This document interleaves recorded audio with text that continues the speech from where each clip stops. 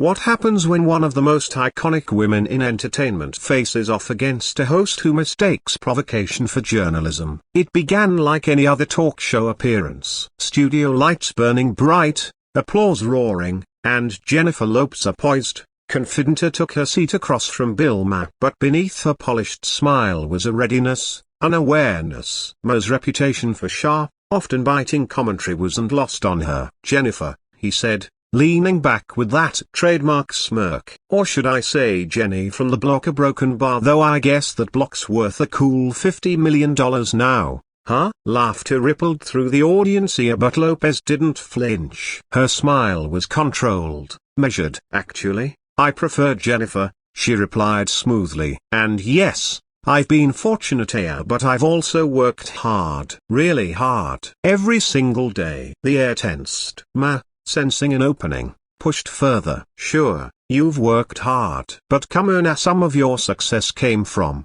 let's say, a broken bar, strategic relationships. You've played the Hollywood game better than most. Wouldn't you agree?" The studio grew quiet. Lopez's jaw set, but her tone remained calm. "That's offensive, Bill, and sexist. You're suggesting that my accomplishments are due to manipulation rather than decades of talent, discipline, and hard work. Would you ever ask a male guest the same?" Maher waved it off. "Oh, come on, don't play the sexist card. It's not about gender, it's about how this industry works. You've had a few high-profile relationships that just so happen to align with your biggest hits." Lopez leaned forward. "And yet, despite everything I've done here, business ventures, music, acting, philanthropy, you've reduced it to gossip. That says a lot more about you than it does about me." Maher chuckled, but it was hollow now. "People want to see the real Jennifer Lopez, not the PR version, the one who's been married,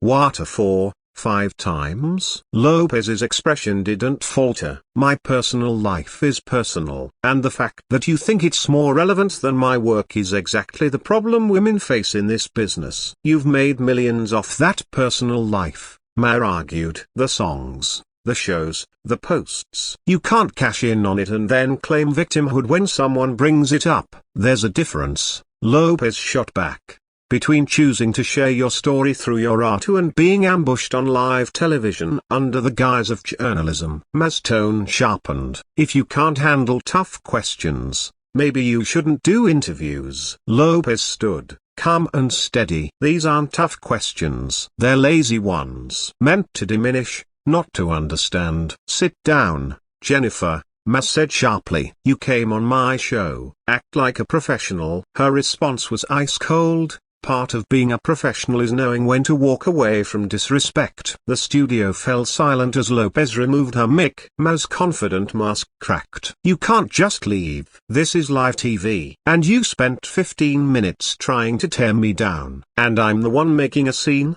she said, disbelief thick in her voice. Maher scrambled. "This is how real interviews work." Lopez's voice rose for the first time. "This is harassment dressed up as journalism." The audience sat trapped, some nodding, others visibly stunned. Lopez pressed on. "You want a real question? Ask about building businesses from nothing. About surviving an industry that sidelines women of color. Ask me how I've lifted others up." Scattered claps turned to thunderous applause. Maher scoffed. "Oh, now you're playing to the crowd. Is this all just a performance?" "A performance?"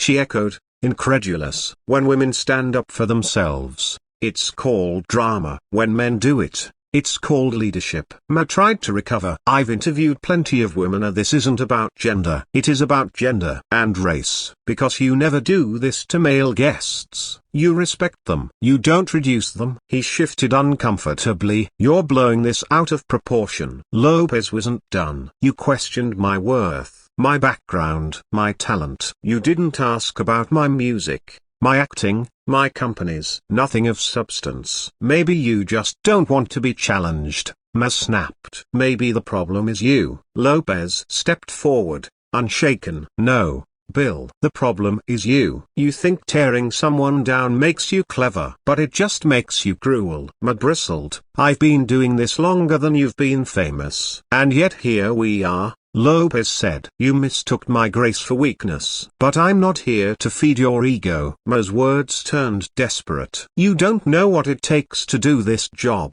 "I do," she replied. "It takes courage to ask meaningful questions." "You didn't. You wasted this opportunity." He stood abruptly. "If you can't handle the heat, then get out of the kitchen." She walked to the edge of the stage, paused, then turned back. "You're right, Bill. I am leaving. But not because I can't handle heat. Because this wasn't worth my time." Turning to the audience, to everyone watching, you deserve better. Women, especially women of color, deserve to be treated with dignity, not used as punchlines. Maher stammered. "You can't just take over my show." "I may be your guest," she replied, "but I'm not your victim." As she exited, applause erupted, overwhelming the studio. Maher stood frozen, his control, his authority, and his pride unraveling on live television. Jennifer Lopez had walked off not in defeat, but in defiance. And in doing so, she didn't just end an interview,